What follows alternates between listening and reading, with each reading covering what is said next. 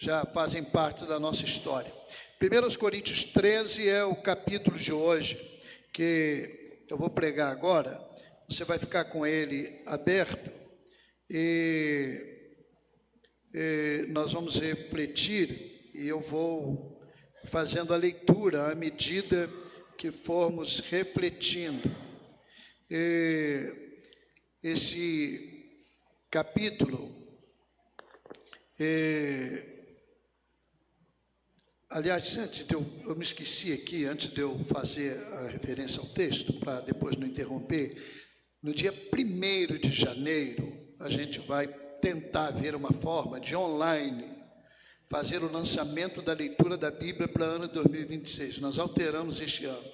Não começamos lá em setembro, outubro, vamos começar 1º de janeiro.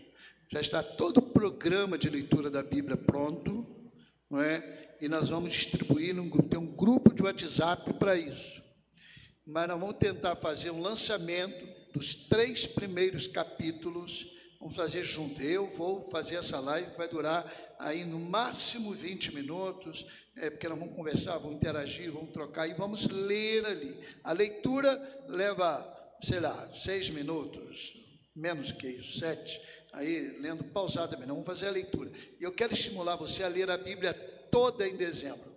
O programa vai de janeiro a 30 de novembro.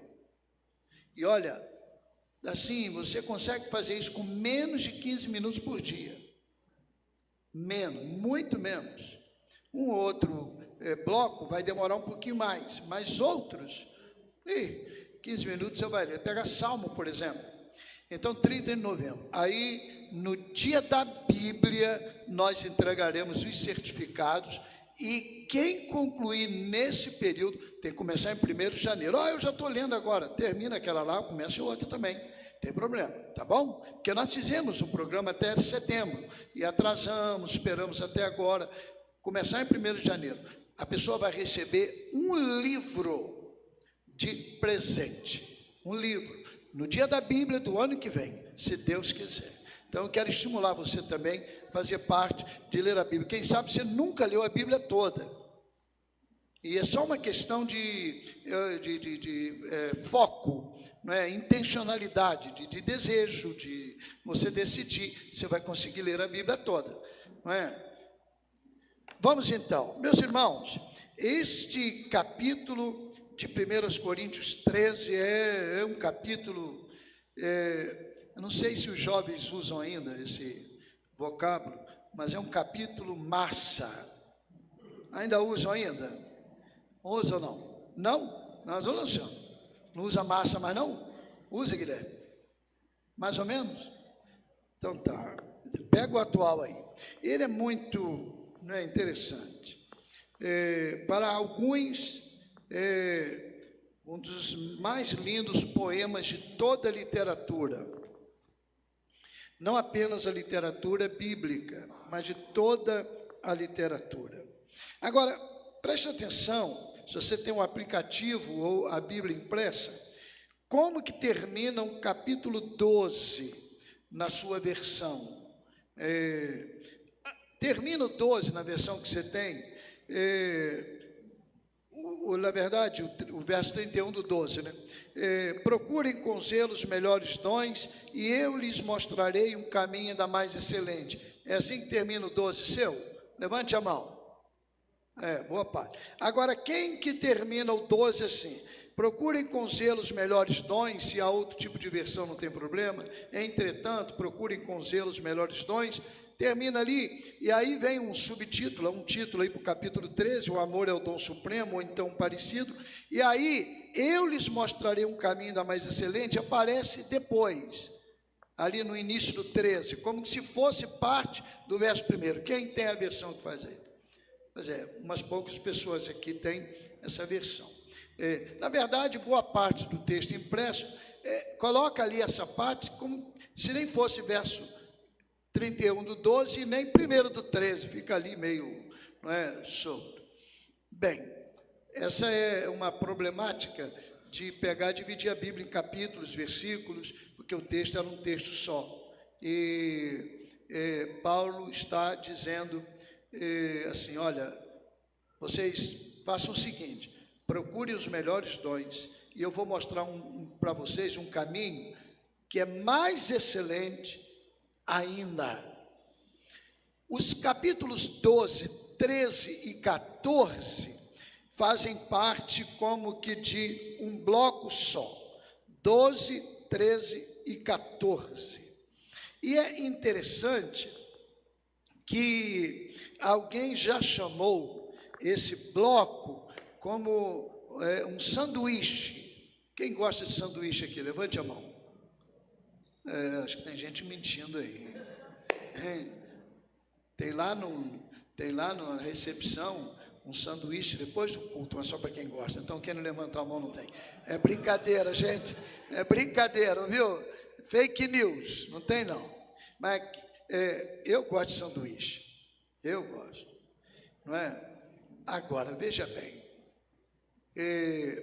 Você chegaria no lugar e pediria um sanduíche, a pessoa vem com pão partido, as duas bandas, e sem nada no meio, hein? Não era sanduíche, era? Não era. Então, o que alguém diz? Os capítulos 12, 13 e 14 é como um sanduíche. O 12 é uma banda do pão, o 14 é a outra banda do pão. E no meio, você tem uma carne de hambúrguer, outra carne qualquer, você tem um frango, você tem presunto, queijo, não é? E o mais saboroso de todos, uma mortadela. E quem não gosta, não é verdade? É brincadeira, não mais saboroso. De repente você gosta de outro. Quando eu vou lá no Nicolas, lá, tem lá um hambúrguer lá com um negócio de doido. É até pecado para a gente ver numa certa idade, mas Deus vai abençoando. Sanduíche. Então aqui alguém diz que esses 3 capítulos são sanduíche. As 2 bandas de pão, 12 e 14, e o recheio está no 13. Se você fosse trocar o sanduíche, só pode ficar ou com as bandas do pão ou com o miolo. O que você escolheria? Hein? Você gosta de pão, não gosta? Mas entre o pão e o recheio, você ia pegar o recheio. Então é mais ou menos o que Paulo diz aqui.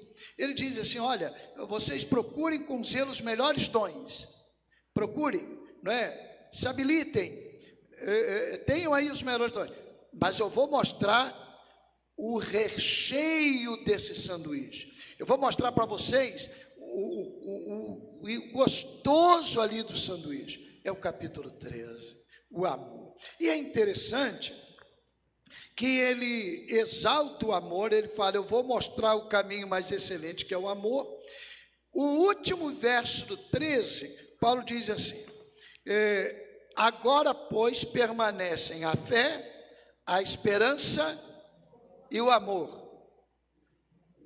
Mas o maior destes é o amor. Então, ele reforça isso. Se você pegar a sua versão e depois fizer um exercício, você vai ver que amor é repetido no capítulo 13, dependendo da versão. Por exemplo, 9 vezes, uma versão aparece, 9 vezes aparece a palavra amor. Mas se você considerar o que está implícito, na língua portuguesa, você chama isso de elipse, você não tem o vocábulo ali, mas ele está presente ali, não é? Implicitamente. Você vai ver que amor vai aparecer direto. Por exemplo, quando diz assim, a partir do verso 4, o amor tudo sofre.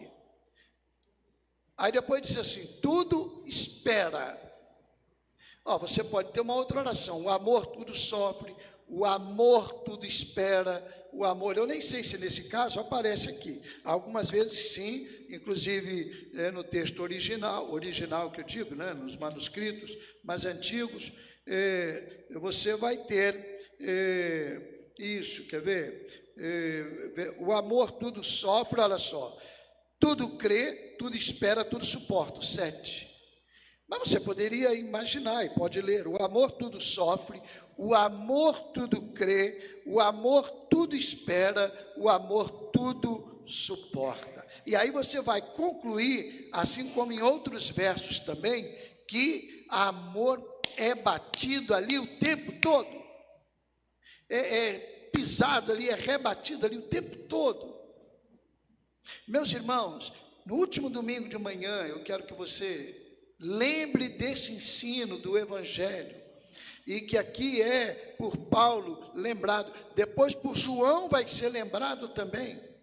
O amor é a essência de tudo. O amor é o caminho mais excelente. A gente precisa lembrar disso todo dia, porque todo dia nós somos como que meio assim, pressionados a esquecer dessa verdade. Foi o que Jesus ensinou, depois os apóstolos repetiram isso, uns com mais ênfase ou não, dependendo do contexto, e às vezes a gente esquece disso. O amor é a essência de tudo, é o recheio do sanduíche. E Paulo diz para aqueles crentes em Corinto: olha, vocês estão procurando aí os dons, não é pecado procurar os dons, são importantes os dons, mas olha, muito cuidado, por quê? Porque o amor é o caminho mais excelente, ele é mais importante de tudo. É interessante que, se você voltar um pouquinho, você vai encontrar em todos os capítulos a igreja de Corinto como uma igreja operosa, uma igreja vibrante, com recursos, condições, mas uma igreja com problemas relacionais o tempo todo. Problemas, assim, de deixar a gente perplexo.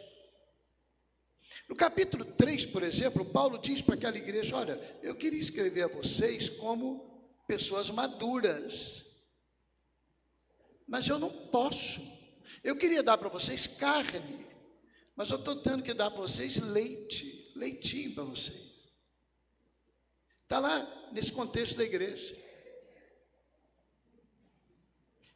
Não era uma igreja que tinha problemas, vamos chamar de doutrinários, sério, embora haja problemas doutrinários, mas eram problemas mais na área relacional, problemas na área relacional, problemas relacionais. Então Paulo vem lembrar isso para aquela igreja. É importante que vocês lembrem deste caminho mais excelente. E aí ele começa a mostrar. E aí você vai ter, logo na abertura, Paulo vai dizer assim: o amor é superior. Olha, ainda que eu fale as línguas dos homens e dos anjos e não tiver amor, serei como bronze que soa ou como símbolo que retine. Ainda que eu tenha o dom de profetizar e conheça todos os mistérios e toda a ciência, ainda que eu tenha tamanha fé a ponto de transportar montes, se não tiver amor, nada serei. E ainda que eu distribua todos os meus bens entre os pobres, e ainda que entregue meu próprio corpo para ser queimado, se não tiver amor, isso de nada me adiantará. O que Paulo está dizendo? O amor é superior a tudo.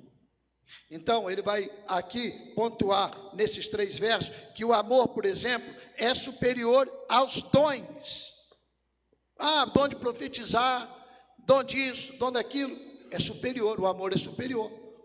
Aliás, se você voltar ao capítulo 11, no verso 17 e 18, olha só o que Paulo escreve: mas nisto que agora prescrevo, não posso elogiar vocês, porque vocês se reúnem não para melhor. Gente, olha só que coisa curiosa. Vocês se reúnem não para melhor.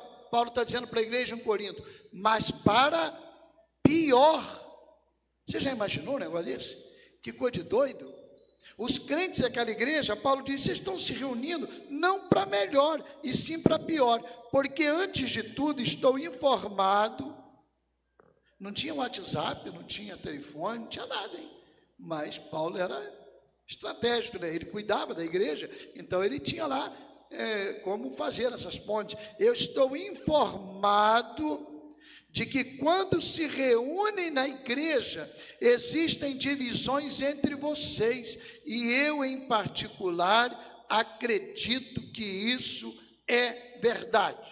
Se você voltar lá no capítulo 1, Paulo vai começar a dizer para a igreja: olha, vocês estão dizendo, eu sou de Paulo, sou de Pedro, sou de Apolo, e eu sou de Cristo. Então alguém sugere que quando Paulo fala eu sou de Cristo, ele não estava falando de um grupo específico na igreja, não é? Ele estava dizendo eu sou de Cristo, não é? Mas também é possível que também tivesse esse grupo. Então dizia, eu sou de Pedro, eu sou de Apolo, eu sou de Paulo, e eu sou de Cristo. E Paulo vai advertir essa igreja. Aqui ele chega no capítulo 11, quando ele está trabalhando a ceia, ele diz, vocês se reúnem não para melhor, para pior. Meus irmãos, o culto daquela igreja piorava os cristãos. Coisa de doido, né? É o que está aí. Piorava. Então Paulo está aqui no verso 1 a 3 dizendo assim, o amor é superior a tudo. Pode ter todos os dons. O capítulo 12 vai trabalhar dos dons e que estavam presentes naquela igreja. Era uma igreja operosa. Era uma igreja com dons. Mas aí Paulo diz, olha, o amor é superior aos dons, o amor é superior ao conhecimento. Verso 2, por exemplo, ainda que eu conheça todos os mistérios, toda a ciência, o amor é superior à fé. Olha, ainda que eu tenha fé grande, uma tamanha fé a ponto de transportar montes, sem amor eu nada serei. O amor é superior à filantropia, ainda que eu distribua todos os meus bens entre os pobres, e ainda que entregue o meu corpo para ser queimado, o amor é superior ao sacrifício. Paulo está dizendo nos versos 1 a 3, o amor é superior a tudo. E ele usa uma expressão, ainda que aqui nesse contexto, e em várias partes de outros contextos, é uma linguagem hiperbólica, uma hipérbole. O que é uma hipérbole? É uma linguagem exagerada. O nome é meio assim, né, pedante. Não, você usa a hipérbole constantemente. Você deve falar para sua esposa, pô, já te falei 1000 vezes. Já falou ou não falou isso, marido? Já falou para a esposa? Confessem, sim ou não? Sim ou não? Não, mas eu vou falar. Aí as mulheres depois viram, eu já falei para você isso 1 milhão de vezes. Não é verdade? Aí vocês concordaram. Já falou para o filho, eu já te falei isso. Você está usando uma hipérbole. É uma linguagem exagerada, uma figura de linguagem que realça o exagero para chamar a atenção. Hiper, além, acima, não é? Balem, lançar, atirar. A ideia é de atirar para cima. Então Paulo usa essa figura. Não tem língua de homens e dos anjos. Tem gente que fica às vezes, mas a língua dos anjos está lá na Bíblia. Não tem língua dos anjos. Se eles conversam lá entre eles, tem lá um jeito deles falarem. Como você fala em português, o americano fala em inglês, o espanhol fala lá em espanhol, os moradores, não é? Pode ser aqui também da América do Sul, quem foi colonizado por eles. Então, você tem uma língua deles, mas ainda que eu fale, não, Paulo está usando exagero, como ele diz também, ainda que eu entregue meu corpo para ser queimado, ainda que eu tenha fé a ponto de transportar montes. Ninguém teve fé que transportou montes, não tem isso. Mas porque também um assunto é meio assim agradável, sobretudo para alguns segmentos, então língua dos anjos cria um frisson, e a pessoa fica achando, não tem dinheiro, não tem transportar monte, não tem língua. Ele está usando essa hipérbole. Olha, gente, ainda que eu fizesse uma coisa que fosse fantástica, o amor é superior a tudo. O amor está acima disso tudo. Nada que você faça, nada que eu faça é maior do que o amor. Nada. E aí depois Paulo vai prosseguir e a partir do verso 4 até o 7, Paulo vai dizer o que o amor é e o que o amor não é. Não é? Nesse poema, ele vai, por exemplo, listar: o amor é paciente, é bondoso, o amor não arde em ciúmes, não se envaidece. Olha aquela questão do amor implícito aí, que poderia ser em cada frase dessa, ter ali o sujeito amor. Não é orgulhoso, não se conduz de forma inconveniente, não busca os seus interesses, não se irrita, não se ressente do mal. O amor não se alegra com a injustiça, mas se alegra com a verdade. O amor tudo sofre, tudo crê, tudo espera, tudo suporta. Aqui Paulo está trabalhando o que o amor é e o que o amor não é. Mas não é uma lista fechada. É um poema. E ele resumiu ali provavelmente algumas questões. O que ele quer dizer com isso? O amor não é discurso. O amor não é um despejar de palavras, ou então de escrita ou falada, verbalizada. Não. O amor é ação prática. Aliás, a palavra usada em todo o poema é a palavra agape, amor. Agapau é o verbo. Era a palavra que trazia no seu conteúdo uma relação muito grande com o amor divino.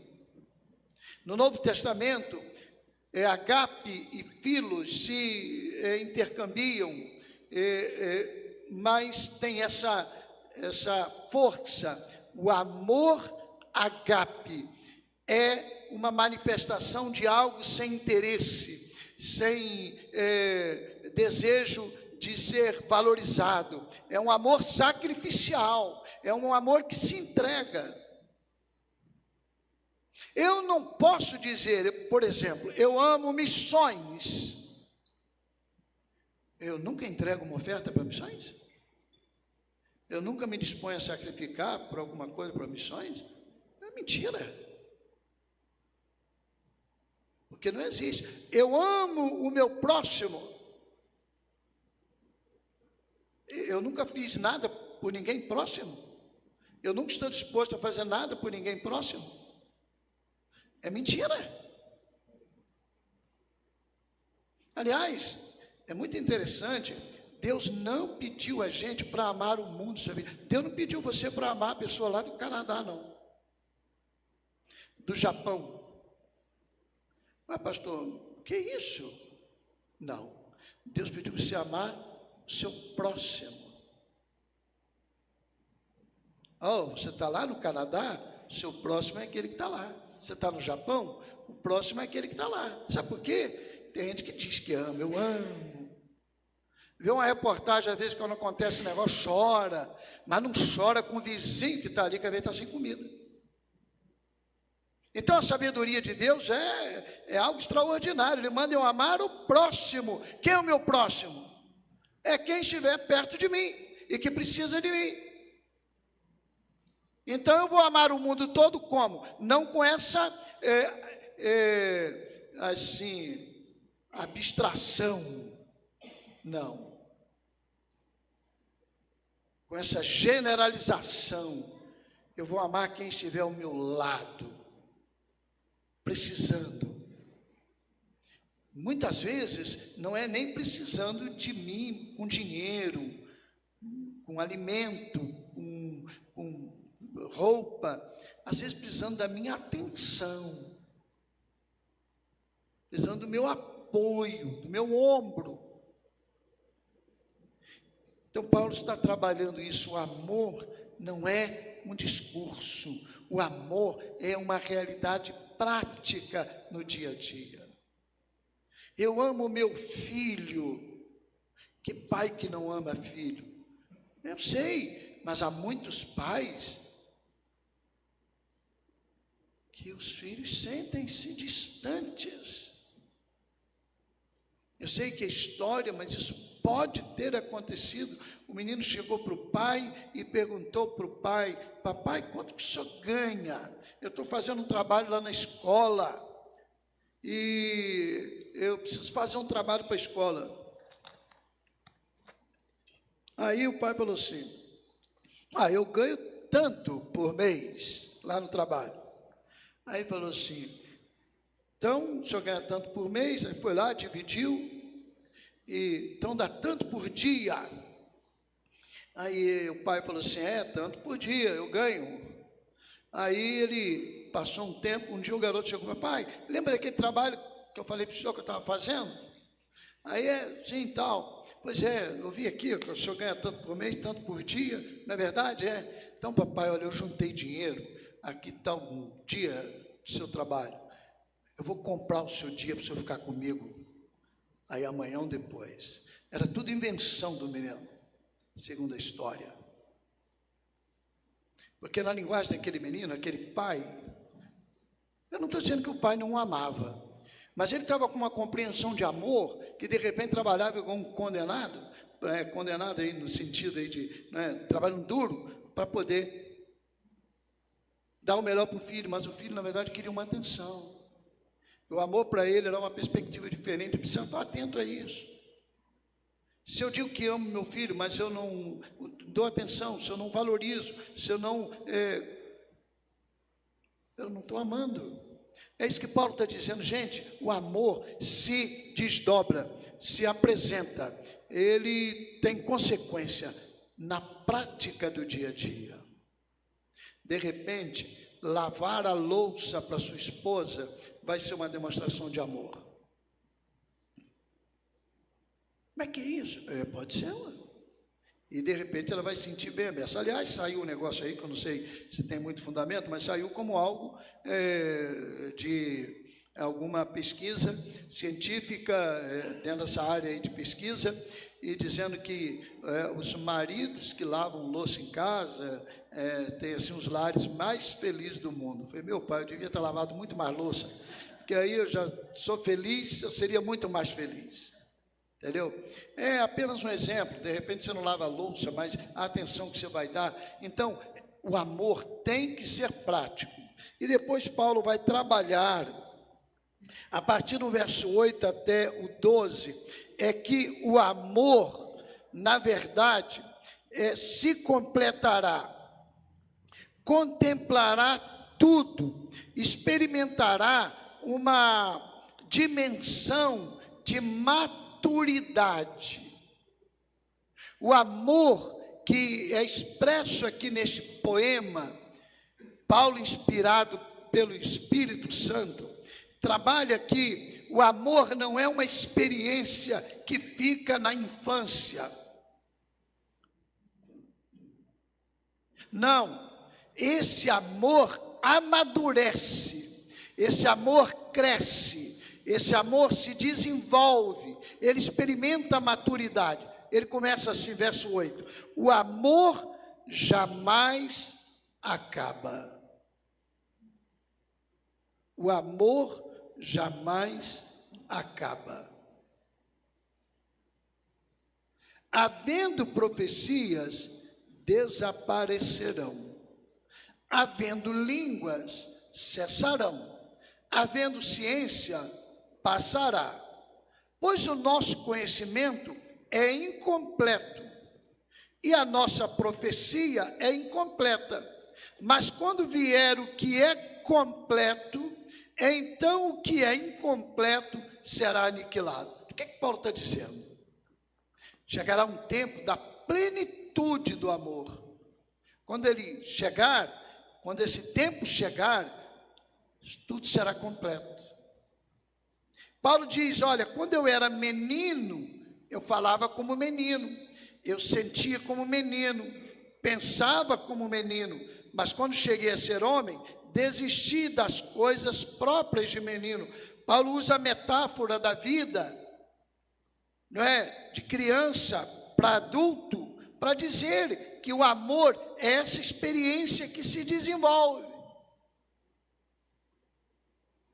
e precisa ser desenvolvido. E ele é desenvolvido se nós realmente estivermos afinados com essa ideia de amor que Deus demonstra e que Ele ensina para a gente. Ele vai desenvolver.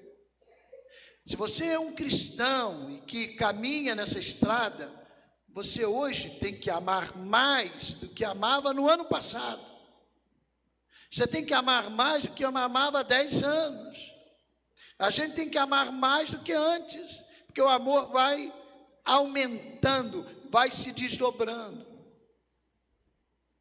Ele vai amadurecendo, ele vai ganhando nuances que a gente não imagina.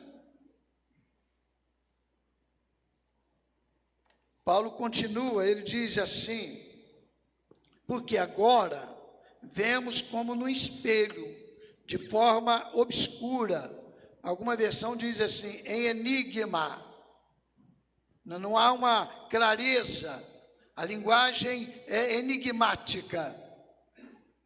Então agora a gente vê assim, mas nós veremos face a face. Agora a gente não tem ideia completa da dimensão do amor, mas nós teremos. Assim como a gente vê como que no espelho, nós vamos ver face a face. E aí Paulo diz assim: agora meu conhecimento é incompleto, depois eu conhecerei como também sou conhecido. É muito interessante a gente pensar no amor como algo que vai se completando. Aquilo que é indevido vai sendo depurado. Aquilo que é parte da nossa imaturidade vai sendo deixado. Aquilo que é parte da nossa cultura vai sendo aprimorado pela cultura do amor, a cultura de Deus. É um amor que se desdobra, que se completa, que amadurece. Paulo está dizendo nestes versos. Aí ele vai concluir: agora, pois, permanecem a fé, a esperança e o amor. Estes três, mas o maior destes é o amor. Olha a prevalência masculina, né? Da língua, que tem uma certa vertente machista, né? Pode ter 100 palavras femininas, uma masculina, aí a NGB, através dos que promovem lá as regras da língua, diz que tem que ficar tudo no masculino. Hoje já há, de certa forma, um desdobramento, pensando que isso pode ser também alterado. Mas é assim mesmo, e aqui mantém, pelo menos a versão que eu tenho, aqui, agora, pois, permanecem a fé, a esperança e o amor, estes três, duas palavras femininas, a fé, a esperança, uma masculina, o amor, esses três, mas o maior destes é o amor. Poderia ser também estas três experiências, estas três palavras, está implícito ali, mas não é o caso aqui. O que aqui Paulo quer dizer é o seguinte: o amor é superior, inclusive à fé e à esperança. Coisa interessante. Por que que o amor é superior à fé e à esperança? Eu não sei se eu teria uma resposta plausível, completa, uma resposta que fosse, mas eu imagino por quê. Você não vai precisar de fé na eternidade. Você não vai precisar de esperança na eternidade. Você não vai precisar de amor. Mas você viverá o amor na sua plenitude. Você experimentará o amor na sua plenitude. A fé, esperança, não. O amor, sim. Você, inclusive, verá face a face a essência do amor. Você não tem um texto na Bíblia que diz assim, Deus é esperança. Ah, pastor, tem sim, tem vários. Assim como que conceituando Deus não tem. Deus é fé, não tem. Mas tem Deus é amor. Deus é amor. Você vai encontrar, falando de Deus, incentivando a esperança, a fé.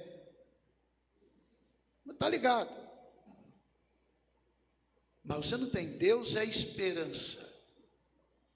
Deus é fé. Não.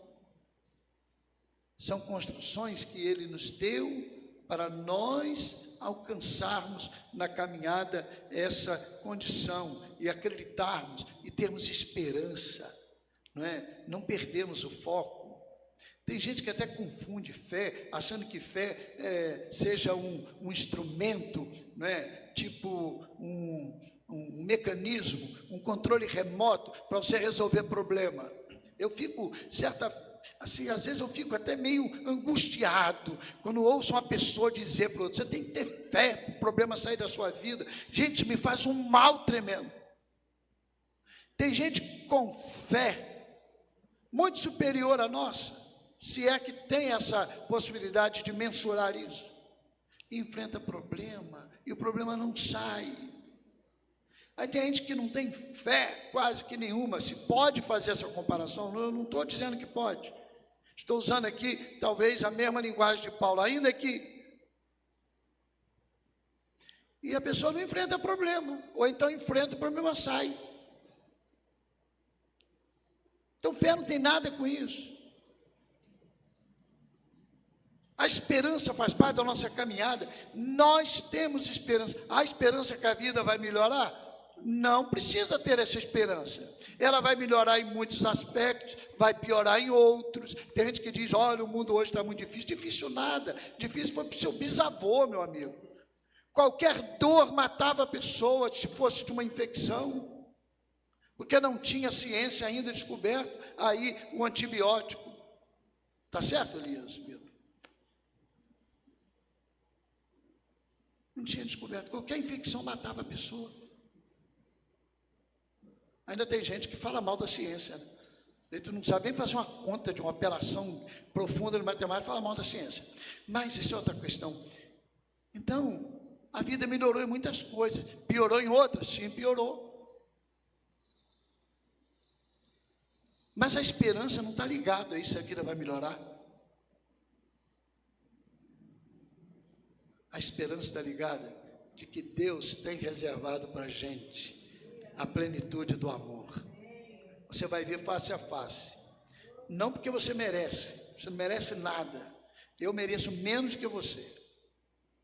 Mas é porque o amor de Deus nos alcançou. Nós o amamos porque Ele nos amou primeiro. Então, meu irmão, no último domingo de manhã, eu quero que você saia daqui dizendo assim, eu quero amar mais ainda. Eu quero ser mais amor. Pode ser que numa determinada oportunidade, você vai ouvir assim, você é um bobo, você é uma boba. Fuja disso, porque a tendência da gente é balançar e aceitar. Não, amar, amar e amar. O amor é superior a tudo. Fique em pé, dê um abraço no seu irmão e diga para o seu irmão aí, não é, meu irmão, vamos amar mais ainda. Vamos amar mais. Não é o amor, a Bíblia diz que o amor cobre uma multidão de pecados. Olha que lindo. Eu nem sei como é que é esse negócio, mas diz lá, e a gente vai experimentar essa maturidade. Então vamos cantar com alegria.